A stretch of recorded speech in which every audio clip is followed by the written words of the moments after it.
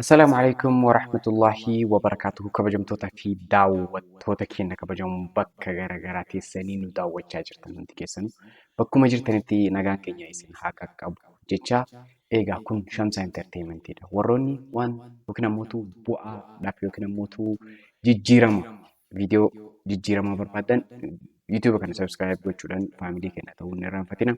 Kun Shamsa Entertainmentidha. Yeroo darbe paartii jalqabaa irratti yookiin ammoo kutaa jalqabaa irratti waa'ee barattoota yuunivarsiitii dabartee fi yuunivarsiitii dabruu baattee inshuraansii egzaamiin vaaliyuu inni qabu yoo jiraate maal waan jedhu irratti xiqqoo dubbannee turre. Inni dabalataa dammoo warroonni darban erga darbanii warroonni yuunivarsiitii galan warroonni hin dabarre qabxii darbiinsaan argannee akkamitti barnoota kana sochoosuu waan jedhu waan nutti fakkaate ekspiriyaansii yookiin muuxannoo qaburraa wanta natti fakkaate kan isiniif qoodu ta'a. Hamma dhuma qophii kanatti nu wajjin turan affeerraa kooti.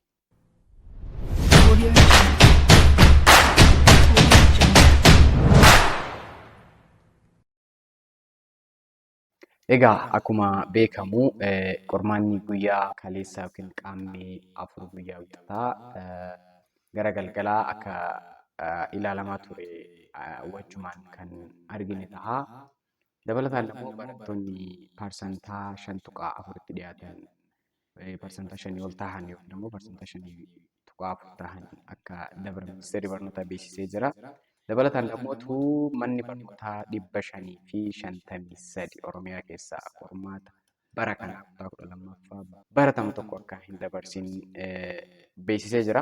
Nama 36,000 waliigalatti 36,000 wayimoo akkasiitu darbe intaraansii egzaamii yookiin parsantaa 5.4 akka jennu san jechuudha. Hamma tokko akka duriirra parsantaa wahii dabalee jira jechuudha. Parsantaa 5 siqee jira.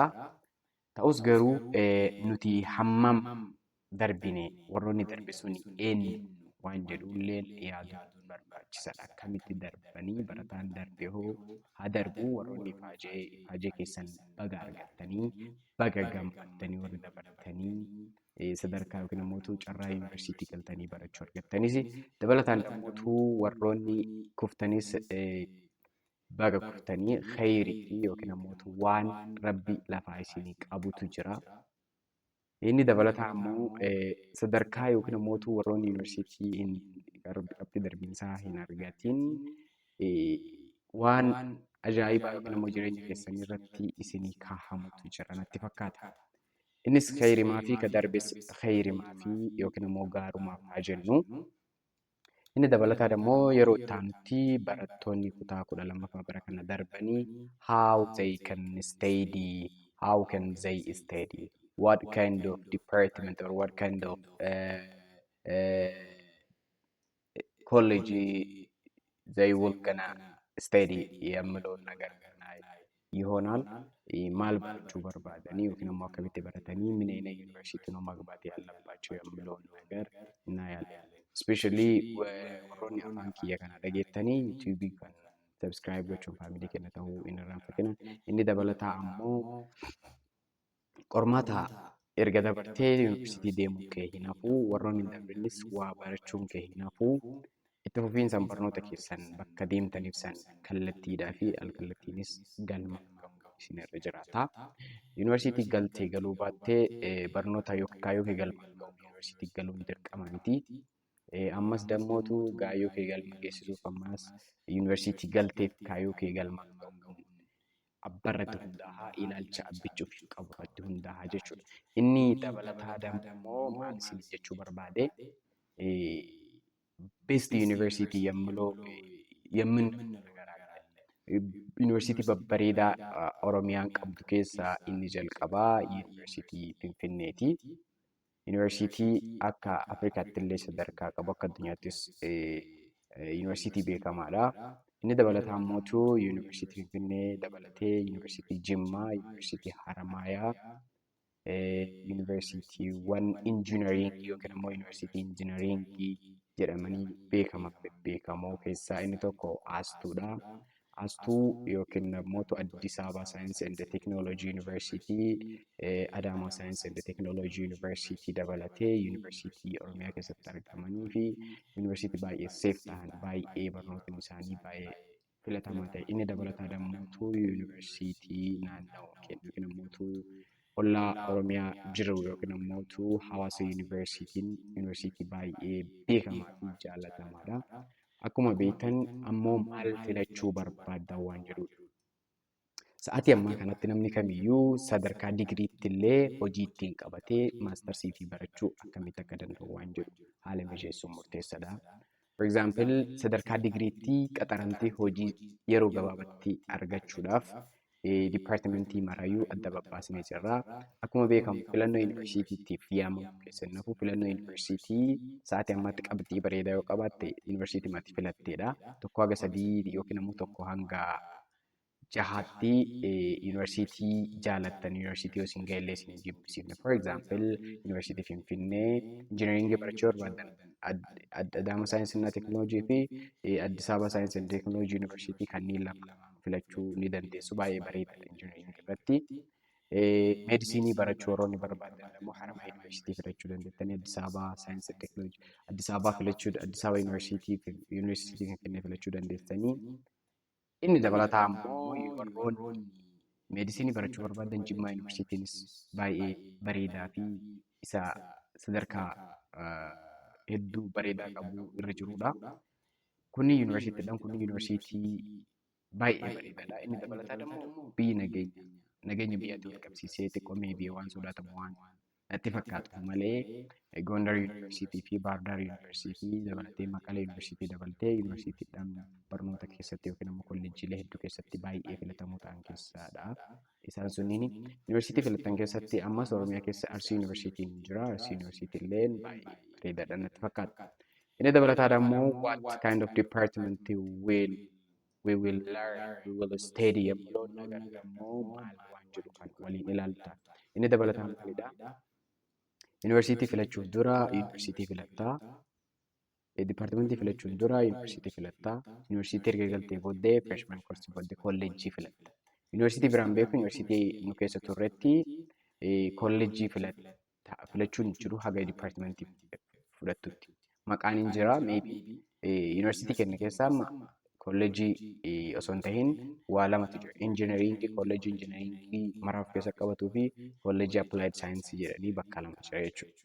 Isaan mana keessa galtee barata malee achi booda freshman koorsii booda appilaayid saayinsii keessa turte dipaartimentii appilaayid saayinsii jala jiru fudhatta. Yoo injiinaringii keessa turte dipaartimentii injiinaringii keessa jiru fudhatta jechuudha. Isaan kanaan wal fakkaata akkanatti jiru waan ta'eef. Kolleejjii filachuu dandeessu yuunivarsiitii biraa irratti hin beeku. Inni dabalataa immoo wanni ani isinitti himuu barbaade yoo jiraate dipaartimentiin barataan amma yuunivarsiitii galee erga yuunivarsiitii bahee ammoo carraa qaxaramuu qabu kallattii sooshaal saayinsiitiin kallattii naachuraal saayinsiitiin maal waan jedhu dipaartimentii san infoormeeshinii argadhattu hundaa'ee kan isinii qoodu ta'a. Ammasitti ammaan infoormeeshinii kan isinii kennutti yuutuuba kana sabiskiraayib, sheer gochuudhaanii, koomentii gochuudhaanii wantoota nurraa irratti wantoota dabaluu qabnu hundayyuu akka dabalu mootiveet akka nuffatan abdii qabna. Inni dabalataa ammoo dipaartimentiin barachuu qabu maal waan jedhu ammootu kan waliin haasa'u ta'a jechuudha. For example, yuunivarsiitii galtee sadarkaa digiriitti maallaqa yookiin immoo kifiyyaa gahaa fi hojii salphatti argachuudhaa fi dipaartimentiidhaan si fayyadan naachuraal saayinsii ilaallatee kan waliin irratti mari'annu ta'a jechuudha. Inni dabalataa ammootu inni jalqabaa yookiin ammootu baay'ee bu'aa qabeessa jedhamee kan eegamu ammaatti yeroo kamiyyuu barbaadamu kompiitar saayinsiidha. Kompiitar saayinsii damee kompiitar saayinsii namni barate yeroo marayyuu akkuma qacarametti yaadu mala jechuudha.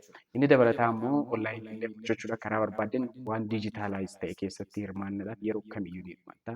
Diijitaalaayiz wanti ta'u kun yeroo hedduu dabalaa deema malee qannasaa teekinooloojiidha waan ta'eef jecha. Injiinaringii keessaa gara kompiitaraatiin warra walitti dhiyaatan sooftiweer injiinaringii jedhama. Sooftiweer injiinaringii illee baay'ee murteessaadha. As keessatti sooftiweer injiinaringii waa hedduu of keessaa qaba.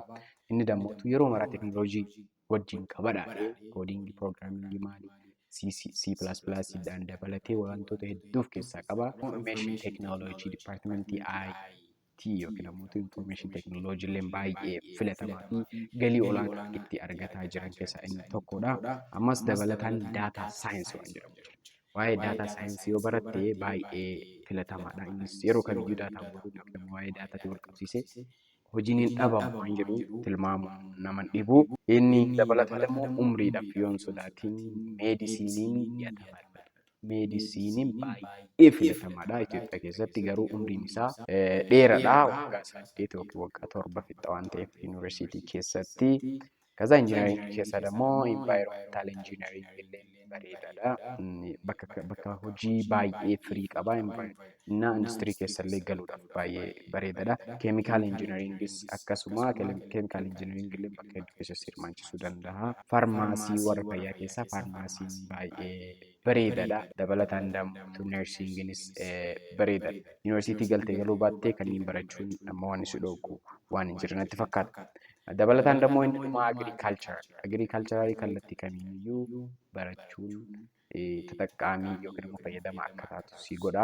Inni itti aanu dammoo kanneen dipaartimentiin kunniin baay'een eessatti argaman sooftiweer injiinaringii barachuu yoo barbaadde dirqama yuunivarsiitii Addis Ababa saayinsii fi teekinooloojii yuunivarsiitii yookiin immoo yuunivarsiitii Finfinnee saayinsii fi teekinooloojii filachuun murteessaadha. Kompiitar saayinsiin Adaamaa saayinsii fi teekinooloojii yuunivarsiitii keessatti akka argamu waan argamu natti fakkaata.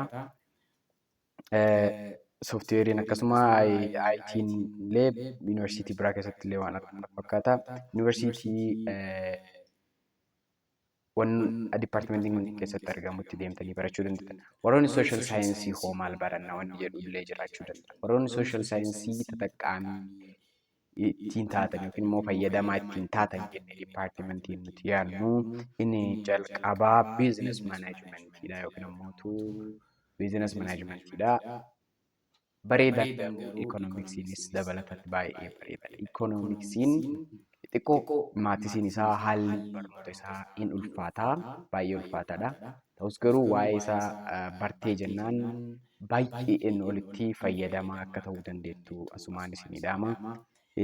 Inni dabalataa dammoo political saayinsiidha. Political saayinsiin baay'ee bareedaadha. Inni dabalataa dammoo maarkeettiingidha. Maarkeettiinginis akkasuma baay'ee filatamaadha. Garuu atiitu murteessaadha. Dandeettiin kee baay'ee murteessaadha jechuudha. Inni itti aanu immoo faayinaansiidhaan baay'ee bareeda. Daftee qaxaramtaa warroonni sooshaal saayinsii keessatti daftee ittiin qaxaramuu dandeettu yoo jiraate faayinaans, akkaawuntiingin, maarkeettiingiin baay'ee filatamaadha.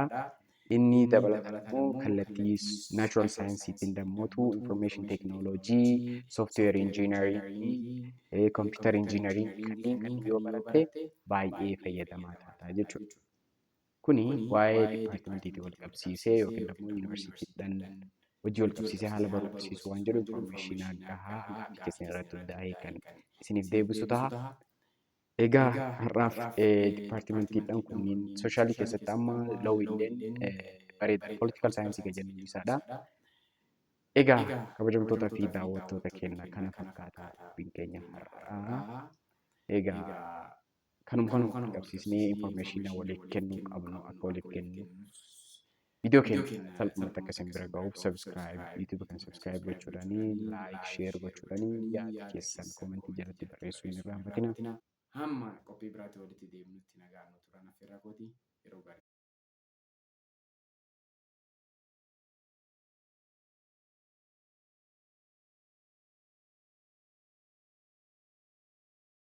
Hamma qophii biraatti walitti deemnutti nagaan nu turan affeerraa kooti yeroo gaarii.